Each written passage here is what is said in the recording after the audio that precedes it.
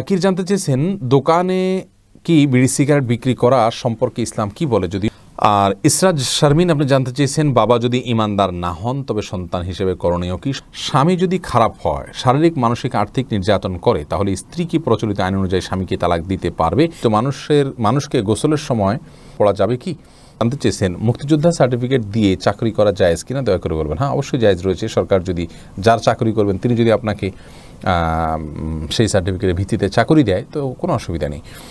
MD Shakirul ইসলাম জানতে চেয়েছেন মৃত মানুষকে গোসলের সময় যদি গোসল করান কেউ, তাহলে সেক্ষেত্রে বিশেষ কোনো দোয়া পাঠের নির্দেশ নাই। কিন্তু কেউ যদি ওই টাইমে কোনো দোয়া মুখে তিনি করতে চান আর যে জায়গায় গোসল দেওয়াচ্ছেন সেটা কোনো অপবিত্র জায়গা না হয়, তাহলে সেক্ষেত্রে দোয়া পড়তে কোনো অসুবিধা নেই। মিজানুর রহমান আপনি জানতে চেয়েছে এবং অন্যজনকে বিয়ে করে সংসার করতে পারবে কিনা, সে বিয়ে বৈধ হবে কিনা। প্রথম কথা হলো এ ধরনের ক্ষেত্রে হুটহাট ডিসিশন নিতে নেই, বরং এই ধরনের বিষয়গুলোকে খুব গভীরভাবে স্টাডি করতে হয় এবং তৃতীয় পক্ষের সহায়তা নিতে হয়। স্বামীকে সংশোধন করার সমস্ত পথগুলো অবলম্বন করতে হয়। তাতেও কোনো কাজ না হলে সিদ্ধান্ত নেওয়ার আগে ভালো দক্ষ আলিম এবং নিজের একান্ত মুরব্বী অভিভাবকদের সাথে পরামর্শ করে পরবর্তী ধাপ এবং ভবিষ্যৎ পরিণামের কথা মাথায় রেখে তারপরে ঠান্ডা মাথায় ডিসিশন আসতে হয়। এটা হলো মূল কথা। দ্বিতীয় কথা হলো যে এরকম পরিস্থিতিতে স্ত্রী স্বামীকে তালাক দিতে পারবেন না। রাসূল করিম সাল্লাল্লাহু আলাইহি ওয়াসাল্লামের একটা হাদিস এরকম রয়েছে, আত-তালাকু বির-রিজালি ওয়াল ইদ্দাতু বিন-নিসা, অর্থাৎ তালাক দিবেন হলো পুরুষগণ আর ইদ্যত পালন করবেন মহিলাগণ। যার কারণে স্ত্রী তার স্বামীকে তালাক দিবেন না। তালাক পতিত হওয়ার ক্ষেত্র স্বামী নন, তালাক পতিত হওয়ার ক্ষেত্র স্ত্রী নিজে।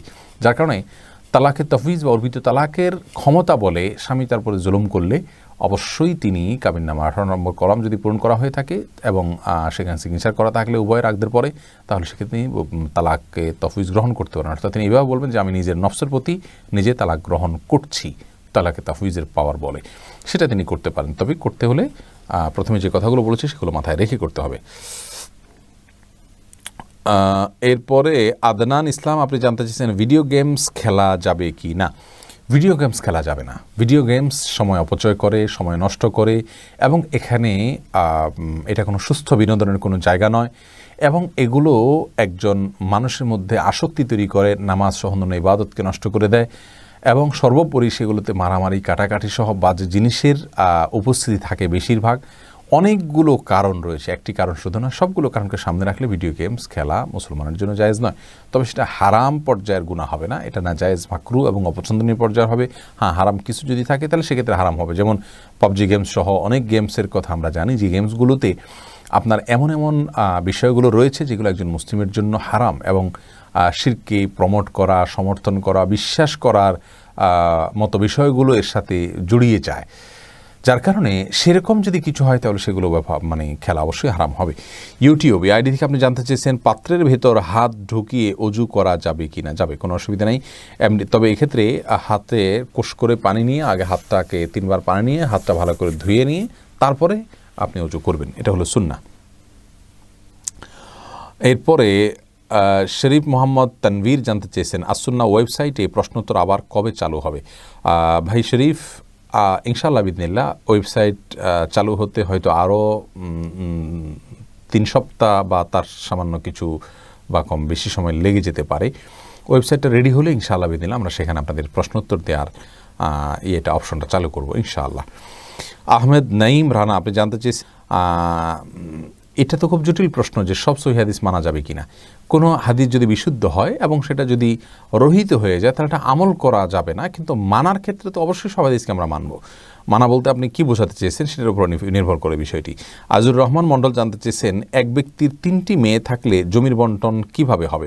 3 জন মেয়ে হলে থাকলে তারা 2/3 জমিন পাবেন যদি তাদের কোনো ছেলে না থাকে, আর বাকি জমিন মৃত ব্যক্তির স্বামী তিনি পুরুষ হলে তার স্ত্রী এবং অন্য কারা কারা আছেন তারা পাবেন। আর যদি একা মেয়ে থাকতেন তাহলে অর্ধেক পেতেন, আর যদি 3 জন মেয়ের সাথে কোনো ছেলে থাকে তাহলে সেক্ষেত্রে ভিন্ন হিসাব হবে। কিন্তু প্রশ্ন থেকে বোঝা যাচ্ছে যে 3 জন শুধু মেয়েই আছেন, তাহলে সেক্ষেত্রে তারা পুরো জমির 3 ভাগের 2 ভাগ তারা পাবেন, 2/3 পাবেন, আর বাকি 1/3 যেটা সেটা অন্যদের মধ্যে ভাগ বন্টন করে দেওয়া হবে।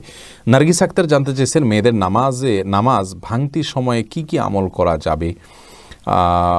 যখন নামাজ থাকবে না সে সময় তিনি সব কাজ করতে পারবেন, শুধু নামাজ পড়বেন না, রোজা রাখবেন না, স্ত্রী সহবাস করবেন না, তওয়াফ করবেন না, এছাড়া সব কাজ করতে পারেন। কোরআনে কারীম স্পর্শ করা বা তেলাওয়াত করা, স্পর্শ করতে পারবেন না, তেলাওয়াত করার বিষয়টি বিতর্কিত বা এটা নিয়ে আলোচনা রয়েছে। অনেক ওলামায়ে কেরাম এটাকে অনুমোদন দিয়েছেন, সৌদি আরবের স্কলাররা অনুমোদন দিয়েছেন, তবে অন্যান্য ইমামগণ এটার অনুমোদন দেননি। কিন্তু তারা তিনি শুনতে পারবেন, জিকির করতে পারবেন, দুরূদ করতে পারবেন, ইস্তেগফার করতে পারবেন, ইসলামিক বই পুস্তক পড়তে পারবেন, এই সমস্ত কাজগুলো করা তার জন্য জায়েজ রয়েছে। আমরা খাই না, আমরা বলেছি এই বিষয়ে একটা ভিডিও ক্লিপে, দোকানে বিড়ি সিগারেট রেখে বিক্রি করলে সেই উপার্জিত অর্থ আমাদের জন্য হালাল হবে না।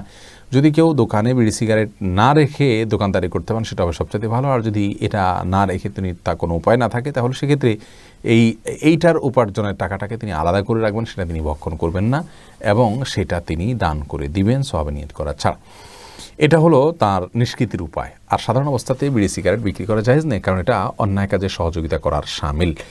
মাহমুদুল হোসেন মিমু, আপনি জানতে চেয়েছেন বিয়ের ক্ষেত্রে পাত্রের সামনে একজন মেয়ের কতটুকু পর্দা করতে হবে। সাধারণ তো চেহারা, মুখাবয়ব এটা দেখার নির্দেশনা রয়েছে। রাসূল আকরাম সাল্লাল্লাহু আলাইহি সাল্লাম একজন সাহাবীকে বিয়ের প্রস্তাব দিয়েছেন কোনো একজন মেয়েকে, তিনি বলেছেন ফানজুর ইলাইহা, তুমি তাকে দেখে নাও।